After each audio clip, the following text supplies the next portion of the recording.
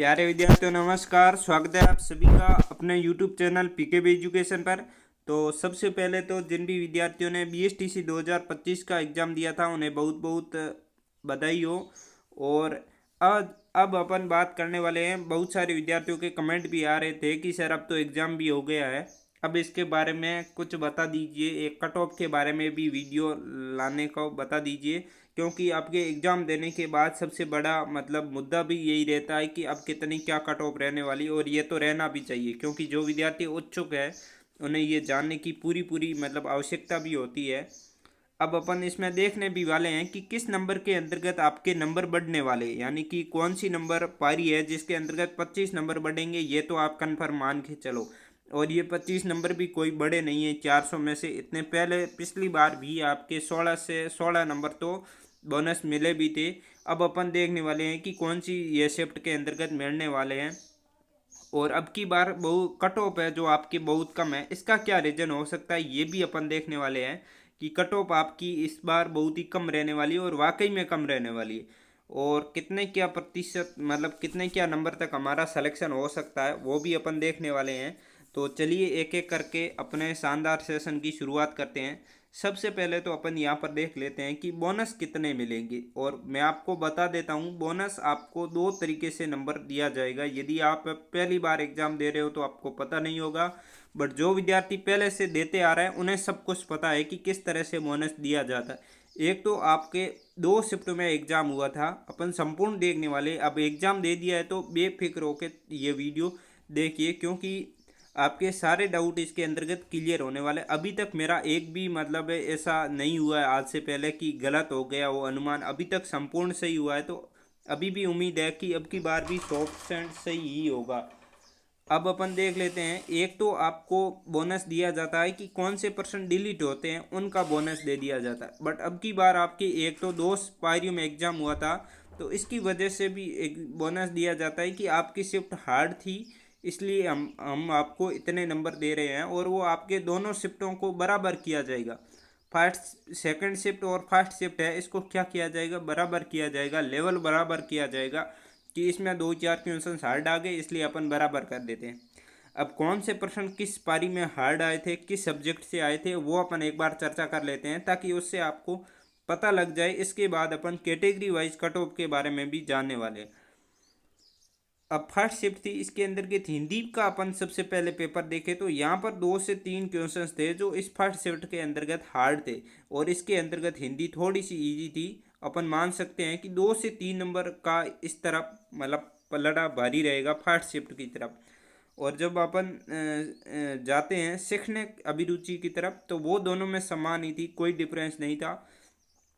और इंग्लिश भी दोनों में समान लेवल की थी, हाँ हार्ड थी पर वो दोनों में हार्ड थी, ऐसा बिल्कुल भी नहीं है कि इसके अंतर्गत। ये पूर्ण रूप से सटीक विश्लेषण है, 100% दावे के साथ बोल रहा हूँ। अभी से एक भी परसेंट इधर उधर हिल जाए तो मुझे बोल देना आप।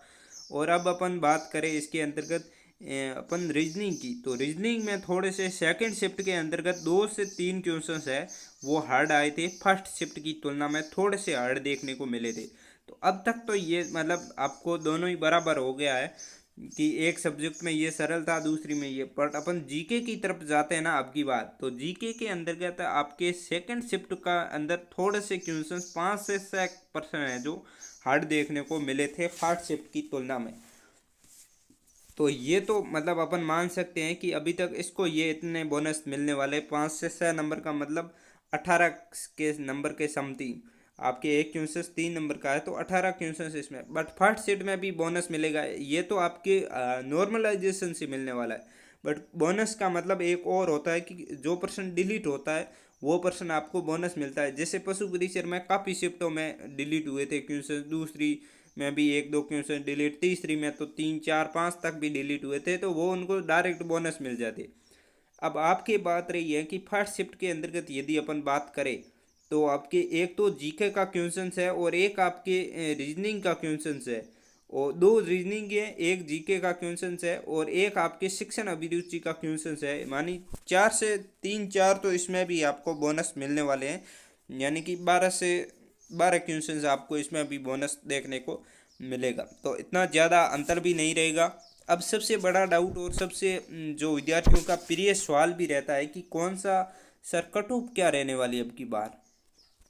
तो वही अपन यहाँ पर जान लेते हैं कि कट ऑफ है जो आखिरकार आपकी कितनी रहने वाली है। तो यहाँ पर अपन कैटेगरी वाइज देखने वाले हैं कि कट ऑफ आपकी कितनी रहेगी।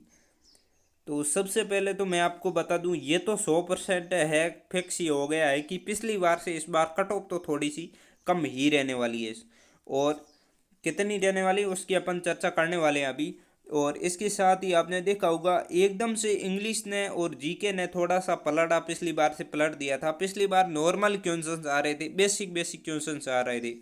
इस बार आप देखोगे ना तो एक तो इंग्लिश वाकई में आरएस मैथ्स तक जो पूछी जाती है, फर्स्ट ग्रेड जीके वाले क्वेश्चंस में जो इंग्लिश आती है ना, वो बीएसटीसी में डाल दी अब की बार। तो इसने इससे कहीं ना कहीं थोड़ा सा लेवल गिरेगा। पिछली बार हर एक विद्यार्थी लगभग जो ठीक ठाक पढ़ के गया था वो 20 में से 18 19 20 ये क्वेश्चंस इंग्लिश में कर रहा था, परंतु अब की बार कोई भी 6 7 से ऊपर कोई जा ही नहीं रहा इंग्लिश में। यदि जा भी रहा है तो वो एक आध बच्चा है, और आपको भी पता है कि एक आध बच्चे से कोई भी कट ऑफ निर्धारित नहीं होती है। तो अब कट ऑफ कितनी रहेगी, तो वो कट ऑफ आपकी 400 के आसपास घूमने वाली है अब की बार कट ऑफ, क्योंकि पिछली बार तो थोड़े से हाई मिल गए थे और तो हाई चली गई थी, इसलिए थोड़ा सा विद्यार्थियों के डाउट भी बना था कि सर अब की बार कितनी क्या रहने वाली। तो अब की बार 400 के आसपास आपकी कट ऑफ घूमने वाली है। अब ज़्यादातर तो कट ऑफ अब आपके ऊपर ही है कि आप जितना ज़्यादा कमेंट और सच्चाई के साथ बताओगे आपके किस सेट में कितने नंबर बन रहे हैं, यानी कौन सी पारी में आपके कितने क्या नंबर बन रहे हैं, वो आपको कमेंट बॉक्स में सभी को बताना है। फिर मैं आपको रिप्लाई देता रहूँगा कि आपके होगा या नहीं होगा। फिर भी मैं एक बेसिक आइडिया के तौर पर बता देता हूँ कि इतने के आसपास है तो आपका आराम से हो जाएगा। जनरल के अंतर्गत अपन देखें तो 415 से 420 के मध्य है तो आपका अब की बार सिलेक्शन आसानी से हो जाएगा। ओबीसी के अंतर्गत आपका 410 तक है, 407 से 12 13 तक है तो ओबीसी में भी हो जाएगा। और एमबीसी में 5 7 से आप मान सकते हो इतने, उसके अंतर्गत सिलेक्शन हो जाएगा। और अब की बार बच्चों की थोड़ी सी मतलब फार्म भी कम भरे गए हैं तो अब की बार कट ऑफ क्या कम रहेगी इसका देखो कोई भी अनुमान नहीं है। फार्म तो बहुत ही ज़्यादा आए हैं, ज़्यादा अंतर भी नहीं है कि फार्म कम आए वगैरह, थोड़ा सा मामूली सा अंतर है। और बहुत सारी हवा बना दी जाती है कि बच्चों के फार्म कम आए और लड़कियों के ज़्यादा है, उससे कोई भी फर्क नहीं पड़ता है आपके। और अब अपन बात करें कि SC ST के अंतर्गत आपके 400 390 तक है तो हो जाएगा। अब कितने प्लस वाले विद्यार्थी आस बनाए रह सकते। अब देखो ये जो कटो बताइए ना मैंने, इससे ऊपर नहीं जाएगी अब आपकी कटो, इससे रही तो अब नीचे ही रहेगी। अब वो 400 जनरल की 20 बताइए 410 आ सकती है तो उससे उसमें 410 15 कुछ भी रह सकती है, बट 420 से ऊपर नहीं जाएगी, ये मैं दावा ठोक के कि बोल सकता हूँ आपको। बट अब एक और विद्यार्थी की डाउट है कि सर कितना वाला आस बना के रख सकता है किसी भी कैटेगरी से हो। तो आप 375 प्लस है, यदि आप किसी भी कैटेगरी से हो और 375 प्लस है तो आप आस बना के रख सकते हो। 375 से कम है तो आप कहीं ना कहीं अपना और स्ट्रीम चुनिए, जो भी आप आगे करना चाहते हो। बीए करना चाहते हो तो प्राइवेट कॉलेज से और आप गवर्नमेंट कॉलेज से अभी कर सकते हो, फार्म भी अभी शुरू होने ही वाले हैं। तो ये था आज का इन्फॉर्मेशन, कैसा लगा कमेंट बॉक्स में ज़रूर बताना। और आपके कितने क्या नंबर बन रहे वो आप कमेंट बॉक्स में 100% भूल कर भी मत भूलना कि बताना रह जाए, सभी विद्यार्थी बताएंगे। अब मिलते हैं अगले वीडियो में, तब तक के लिए सभी को थैंक यू।